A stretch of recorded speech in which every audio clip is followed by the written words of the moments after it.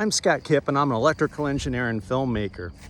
In the 1990s, I made a remote sensing satellite called MODIS that circles around the Earth and measures the temperature of everywhere, the oceans, the mountains, the deserts.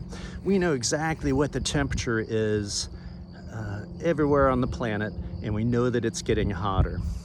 I've created the Flo Series to show how we can fight climate change. Check it out.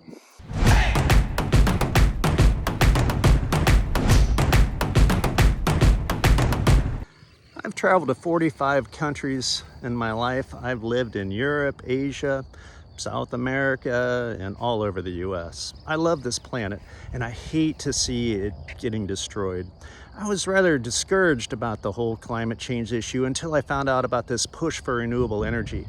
There's an amazing amount of effort going in and the largest transformation man's ever seen to renewable energy.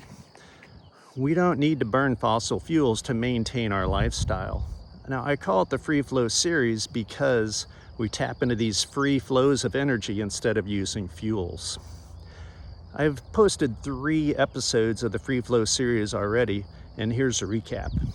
With a baseline from 1850, the world's got 1 degree Fahrenheit hotter by the 1980s. Now, that's on average, too. It gets even hotter on land. We passed 2 Fahrenheit about 30 years later in the 2010s. We're looking at 3 Fahrenheit in the 2030s if we continue to emit the way we are. So the more we emit, each time we emit, the temperature just keeps going up. Let's look at the emissions. The IPCC has collected data from 1850 and all emissions. Now, from 1850 to 1950, our emissions quadrupled from 3 gigaton to 12 gigaton. Mostly it's been land use and agriculture and forestry, but you see how coal has gotten significant to 1950 and oil started to as well. Now when we expand to 2019, we see that we've almost quadrupled again from 12 gigaton to 43 gigaton in 2019. Now, this is just carbon dioxide. There's considerably more greenhouse gas emissions. But you see how oil has really grown in this time, natural gas, and then coal continues to rise. It's amazing to me that we just keep using coal, our dirtiest resource. Coal is the easiest thing to transfer over to other renewables. Now, if we add up all these emissions, it totals 2,600 gigatons by 2023. Let's see what that's done to the temperature.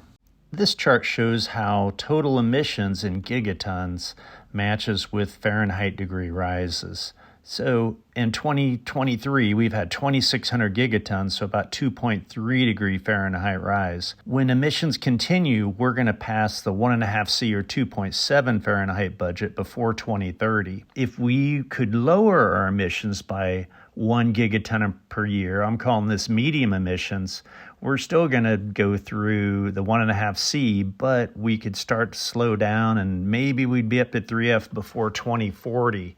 And we're slowly slowing that down. But if we do a third low emissions or a net zero by 2050 and lose 1.5 gigatons per year, we could stop our emissions from getting to 3 Fahrenheit for quite a while. But we're not going on that path yet. We're more on the middle path where the temperature keeps getting hotter and hotter. This chart breaks down emissions into 5 sectors. I cover this in episode 2 of the different things we can do to reduce emissions. Mainly, we need to use renewable energy, convert everything we can to electric, mainly our cars, and then burn nothing but hydrogen. Let's look at the energy systems, how we get our electricity, which is the biggest emitter. This International Energy Agency, or IEA chart, shows where we get our electricity from. Now, the number 1 producer is still coal, and what's really bad about that is it emits more emissions per kilowatt or terawatt if you wanted to go. That's what this chart is on a global scale, how much electricity we're producing. Now, natural gas is growing faster than coal because we're replacing a lot of plants with that, but China is still building a lot of coal plants. Hydro is still growing, that's hydropower from all their waters, and then biomass, that's burning wood. And that's not good because it pollutes a lot too. But let's look at some cleaner energy sources. Wind, of course, look, it's growing really good, and nuclear is going to pass the 1 terawatt mark by 2027, according to their predictions. The real hero of this story, though, is solar, and you see here how it's going to be surpassing every other energy source. But the problem is the sun only shines with cloudy days maybe 6 hours a day on average. Of course, it's better in the deserts and other places. But you see, solar, wind, and nuclear are these carbon-free sources that are growing rapidly. Let's look at how these add up. This chart shows how carbon-free electricity capacity is surpassing the carbon-emitting electricities. Now, this isn't quite a fair chart because at night they turn on more carbon-emitting electricity. So throughout the day, we still use more carbon-emitting electricity. But as storage technology improves, we can offset that. Now let's look into the future. Carbon-free electricity is growing at an incredible pace, and if we can start turning off those carbon-emitting electricities, we can reduce our emissions a lot.